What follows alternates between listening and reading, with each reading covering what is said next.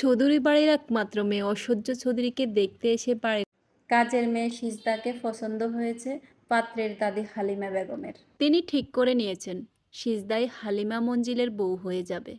সিজদার মতো রূপবতী, গুণবতী, মায়াবতী মেয়ে খুব কম দেখেছেন তিনি। একটা মেয়ে হয়েও নির্লজ্জের মতো বারবার সিজদাকে লুকিয়ে লুকিয়ে দেখছেন তিনি। তবুও যেন তার চোখের তৃষ্ণা মেটে না। একমাত্র নাতি সার্জিস মির্জার জন্য পাত্রী দেখতে এসেছেন মির্জা পরিবারের সদস্যরা। তারা গাড়ি থেকে নামতে একটা মেয়ে মিষ্টি কণ্ঠে সালাম দিয়ে বলল, আপনাগো আসতে কোনো অসুবিধা হয়নি তো? মেয়েটার কথা শুনে হালিমা বেগম সালামের উত্তর দিয়ে তার দিকে এগিয়ে আপাদমস্তক দেখতে লাগলো। মেয়েটার পরনের রংচটা সুতির থ্রি পিস, পুরো শরীর ঘেমে একাকার হয়ে আছে। মাথায় ঘোমটা টেনে রাখা মেয়েটার মুখের দিকে তাকিয়ে কথা বলতে ভুলে গেছেন হালিমা বেগম। মনে হচ্ছে সে কোনো মানুষ না, পরীর সামনে দাঁড়িয়ে রয়েছে। বিধাতা যেন সমস্ত রূপ লাবণ্য মায়া ঢেলে দিয়েছেন মেয়েটার মুখে।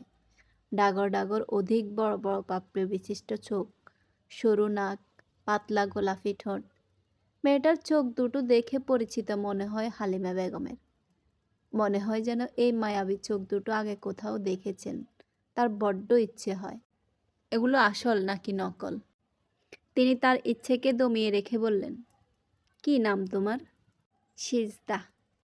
বাহ, তোমার নাম যেমন মিষ্টি তেমনি তুমিও দেখতে অনেক মিষ্টি।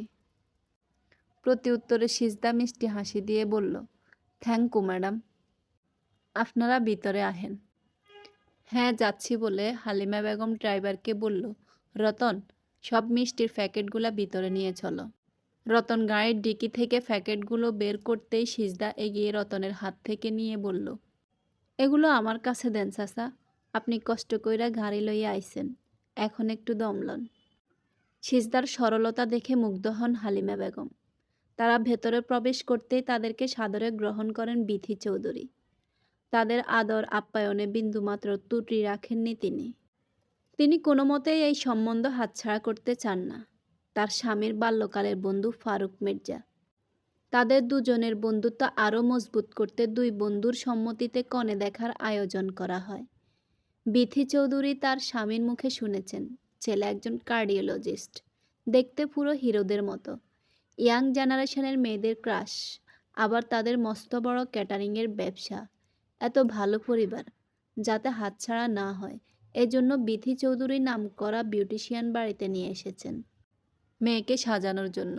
নাস্তার পর্ব শেষ হলে ঐশ্বর্যকে পাত্রপক্ষের সামনে নিয়ে আসা হয়। ঐশ্বর্য সবাইকে সালাম দেওয়ার পরিবর্তে হ্যালো গাইজ বলে সম্বোধন করে। কণ্ঠটা পরিচিত মনে হয় হালিমা বেগমের, কিন্তু মুখে ভারী মেকআপের জন্য তিনি চিনতে পারেন না। তিনি একাধারে ঐশ্বর্যের মুখের দিকে তাকিয়ে থাকে কিছুক্ষণ। মিনিট কয়েক অতিবাহিত হবার পর চিনতে অসুবিধা হয় না তার। হালিমা বেগম একজন অ্যাডভোকেট, প্রতিদিন কোর্টে যাওয়া আসা তার। কিছুদিন আগে কোর্ট থেকে বেরিয়ে গাড়িতে সমস্যা হওয়ার জন্য রিকশা করে বাড়ি ফিরছিলেন। রাস্তায় ফেলে রাখা ইটের সাথে ধাক্কা লেগে রিকশাওয়ালা ব্যালেন্স হারিয়ে ফেলার দরুন তার রিকশা একটা সাদা রঙের গাড়ির সাথে লেগে যায়। রিকশাওয়ালা কিছু বুঝে ওঠার আগেই গাড়ি থেকে অর্ধনগ্ন ড্রেস পরা একটা মেয়ে বেরিয়ে এসে তার গালে থাপ্পড় মেরে দিয়ে বলল, বাইন্স, তোর কপালে চোখ নাই? দিলে তো আমার গাড়িটা নোংরা করে। তুই জানিস আমার গাড়ির দাম কত? অবশ্য তোর মতো ছোট লোকের বাচ্চাদের এইসব গাড়ির দাম জানার কথা নয়। দুঃখিত ম্যাডাম, আমার ভুল হয়ে গেছে, এক্ষুনি আপনার গাড়ি পরিষ্কার করে দিচ্ছি। তোর নোংরা হাত দিয়ে আমার গাড়ি স্পর্শ করবি না ছোট লোকের বাচ্চা।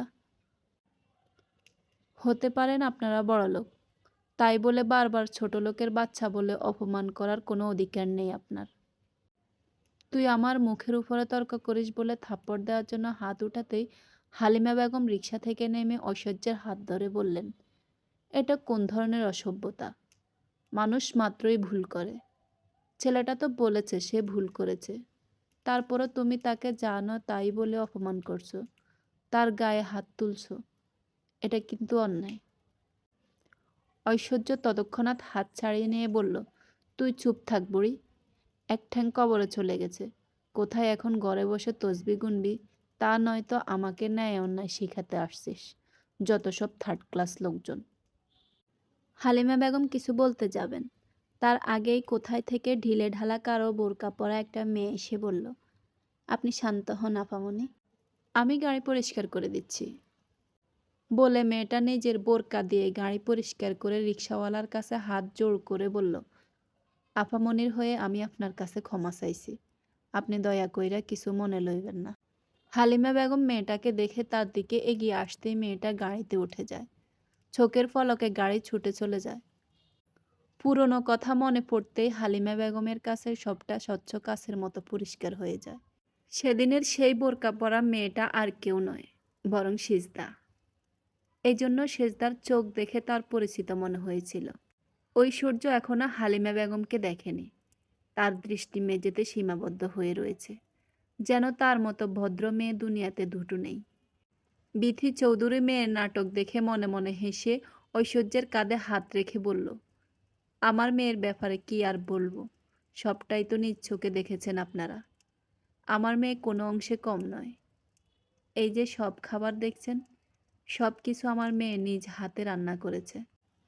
যেখানে আপনাদের ক্যাটারিংয়ের ব্যবসা, সেখানে বাড়ির বউ রান্না না জানলে হয় বলুন? তাই তো মেয়েটা সকাল থেকে আপনাদের জন্য রান্না করছে। তাছাড়া আমার মেয়ে অনেক ব্রিলিয়ান্ট স্টুডেন্ট, ক্লাস 5-এ বৃত্তি পেয়েছে, এসএসসিতে গোল্ডেন প্লাস পেয়েছে, ইন্টারেও ফার্স্ট ক্লাস হয়েছে। অনেক গুণী মেয়ে আমার। চাঁদের খুঁত থাকলেও আমার মেয়ের কোনো খুঁত পাবে না। আপনাদের থেকে অনেক ভালো ভালো ঘর থেকে আমার মেয়ের জন্য বিয়ের সম্বন্ধ এসেছিল, কিন্তু আমার স্বামীর অনেক ইচ্ছা তাদের বন্ধুত্বকে ব্যয়ের সম্পর্কে রূপান্তর করার।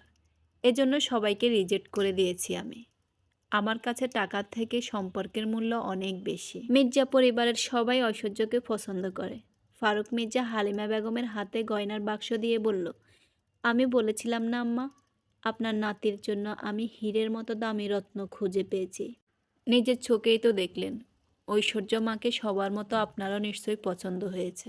পছন্দ হলে আর দেরি করবেন না, ঐশ্বর্য মাকে গয়নাগুলো পরিয়ে দোয়া করে দেন। সাথে বিয়ের দিনক্ষণ ফাঁকা করে যাওয়াই ভালো। হালিমা বেগম তার কথার কোনো প্রতিউত্তর না করে সোজা কিচেনে চলে আসেন। সিজদা এঁটো বাসন পরিষ্কার করছে। তার পাশ থেকে বাড়ির হেল্পিং হ্যান্ড সালেহা বেগম বলছেন, বড় ম্যাডাম ছোট ম্যাডাম দোনোটাই আস্ত নাটকবাজ। সকাল থেকে কষ্ট করে এতগুলো রান্না তুই নিজে হাতে করলি, অথচ ম্যাডাম কত সুন্দর করে সাজিয়ে গুছিয়ে মিথ্যা কথা কইয়ে দিল তার মাইয়া নাকি এতগুলো রান্না করেছে। যে মাইয়া জগ থেকে পানি ঢেলে খায় না, সে মাইয়া নাকি এতগুলো মানুষের খাওন রানব। ফোলার পক্ষের লোকগুলো অনেক ভালা। এমন একটা পরিবারে যদি তোর বিয়ে হতো। বাদ দাও তো খালা, কোথায় আপামনি আর কোথায় আমি? সে বাড়ির মালিক আর আমি বাড়ির কাজের লোক, তার সাথে কি আমার তুলনা চলে কও? প্রতি উত্তরে খালা কিছু বলতে যাবে, তার আগেই হালিমা বেগম সেজদার হাত ধরে টানতে টানতে ড্রয়িং রুমে সবার সামনে নিয়ে এসে বলল, আমি ঐশ্বর্যকে না, বরং সিজদাকে আমার নাতি সার্জিস মির্জার বউ করতে চাই। গল্পটি ভালো লাগলে অবশ্যই কমেন্ট করবেন দ্বিতীয় পর্ব দেওয়ার জন্য। আল্লাহ হাফেজ।